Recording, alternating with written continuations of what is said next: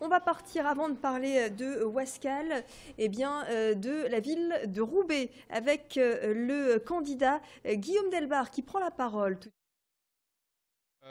Mais je pense qu'on a fait un travail de fond. On est parti les premiers en campagne. On a refait du lien avec les Roubaisiens par des réunions de proximité. Cette ville qui a été souvent regardée pour des records d'abstention, elle a un potentiel magnifique. Elle est riche de gens qui ont envie de s'investir et qui adorent cette ville. Et donc nous, on y a cru toujours, même si on n'était pas beaucoup au début. Là-dessus, pour nous, notre liste s'appelle Redonnons un avenir à Roubaix. C'est tout un programme et c'est ce qu'on va faire pendant 6 ans. Il y a eu des divisions à gauche, il y a le fort taux d'abstention. Tout ça, ça a favorisé malgré tout votre score et votre élection?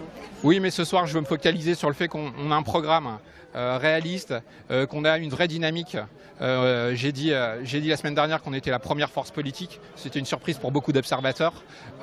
C'était une étape pour nous.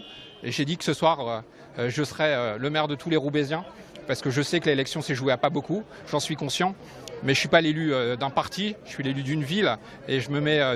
donc ce soir, vous avez compris, c'est la fête, on va fêter ça, mais dès demain, on se met au travail. Quelles conséquences sur la communauté urbaine de Lille? Je crois qu'on a quelques petites chances de faire tourner la communauté urbaine de Lille, si j'ai bien compris. Et on ne va pas rater ça, il y a besoin d'un rééquilibrage notoire. Et la deuxième ville de la métropole, c'est Roubaix, elle va faire entendre sa voix dans les jours qui viennent. Quelque part, c'est aussi une défaite pour Martine Aubry? Écoutez, ce soir, c'est une victoire pour les Roubaisiens. Martine Aubry, on verra après. Et vous, justement, à la tête de la communauté urbaine? On verra une chose à la fois. Votre première mesure en tant que nouveau maire? Elle sera symbolique, la première mesure. Le maire précédent s'est barricadé au 3e étage. Moi, je vais réouvrir les portes.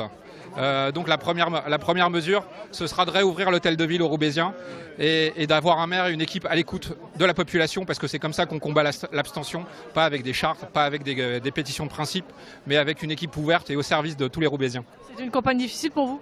Non, c'était pas une campagne difficile, ça s'est très bien passé pour nous. On a fait des choses positives, on a fait une campagne positive de propositions et on s'est pas perdu dans des querelles de personnes.